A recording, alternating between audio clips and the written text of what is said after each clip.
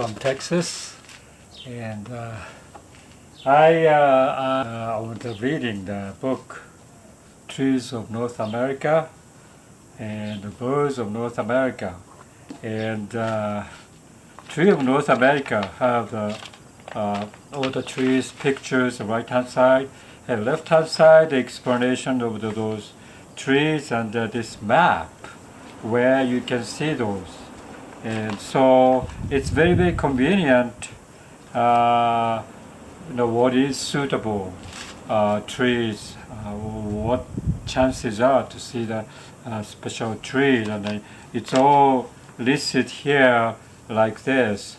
So it is kind of interesting because I just moved to the like a little bit southern part of the United States, and it is a little bit different trees I can see, and very,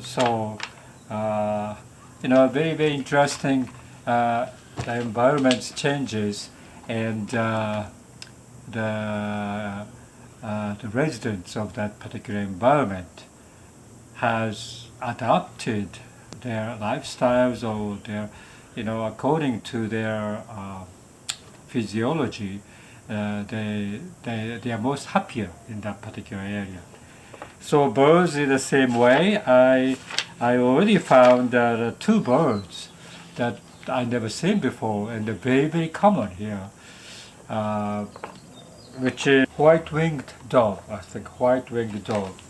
This one over here, I never seen this one before, and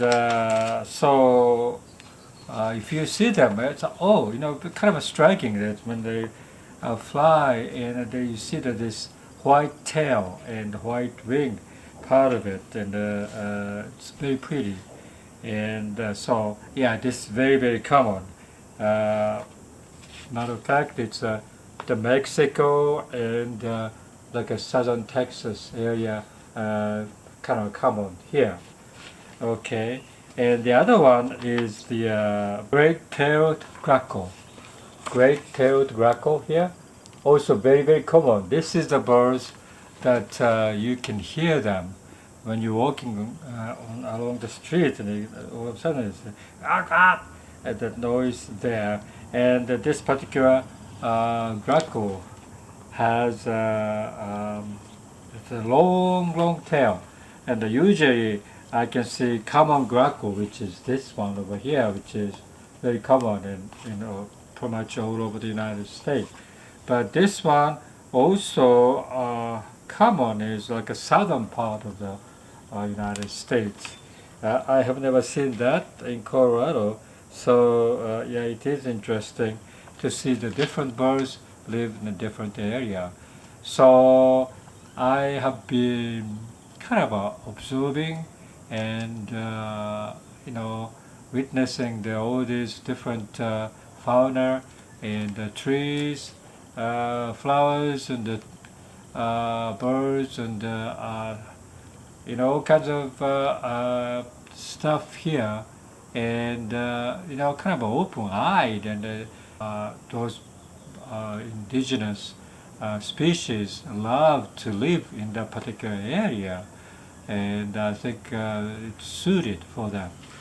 And people can move around all over the world, and everywhere you can live. But I think when you're born, and that means you are for a long, long time you are trained to early on trained to be suited in the particular area of your birth. And so even now today I will constantly remember the life in Japan, and attracted to see the cultural thing, something that the lifestyle of Japanese people, and very, very common. That's a long, long time ago, and I lived USA much longer than I was in Japan, but still remember very fondly, and still attracted to find out what's going on there. So Yeah, it is interesting. People can move around all over the place, but also they kind of love wherever they are. And in my case, I lived everywhere you go, you kind of get used to it, living there, and you started to like living there. And I don't know what it is, but I think climate, environment, scenery, people, uh, temperatures, all these things. I think you kind of used to it, get used to it, and you feel like you appreciate it. And but sometimes, the some people probably don't like some area, like a cold area, or very hot area, or very humid area. Environment is very, I don't know, uncomfortable to be in. But still, the culture and social things, environments, and all these things makes you feel like, yeah, it's okay to live there. So yeah, that's my observations after living all over the place, and I kind of settled here in Texas now, and I started to find lots of good things here. And wow, the guy was making the garden yesterday, digging the hole, digging the soil, and it's much easier to work here because the soil is much nicer. In Colorado, the soil is kind of a rocky, and it's not a good soil, and also the choice of plant is very limited because high country.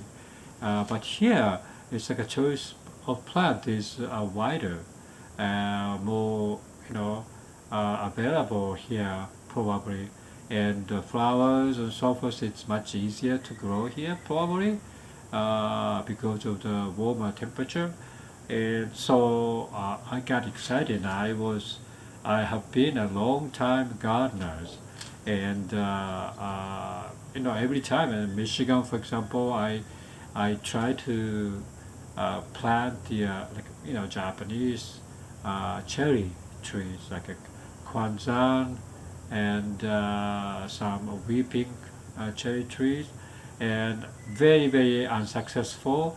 But when I was enjoying even 2 or 3 years, uh, I really enjoyed it. I enjoy the things that I love, and so, and also I don't know, in Colorado I kind of uh, felt, because I had this particular community garden space which is like a span like a 20 years or so. For a long time I could keep the particular garden even though I moved around in Colorado quite a lot. The garden space is still there, and that was very nice. And I established all the favorite roses, favorite plants, and so wow, my gardening passion's coming back again, and I try to pick my own plants. Although the plants I like is again like a cherry trees and beautiful flowering crab apples and so forth, but sometimes those things doesn't grow in this area. And as you know, that if you look at the this tree book, yeah, definitely those things, and definitely like I would like to plant something it thrive here. But then again, trees, you can create the particular environment, like a soil, for example. You can make it acidic, and also, temperature-wise, you can put the plant in a very protected area. Then you can grow something uh, the species that never grow in natural environment, but in a protective environment, in a microclimate, you can be successful. So I don't know. Yeah, I talked about people who are moving around all over the place and establish themselves and becoming, adapting to that environment. I think that's very important because that's the survival. I think the survival is the most important thing for living creatures because you live longer and you can enjoy your life much longer than anything else. So I think that's how I feel that people has to move, has to look for the different area to find out what is the best area for you. And as I said, like a very conflicting idea that if you live in a certain place, you tend to like it.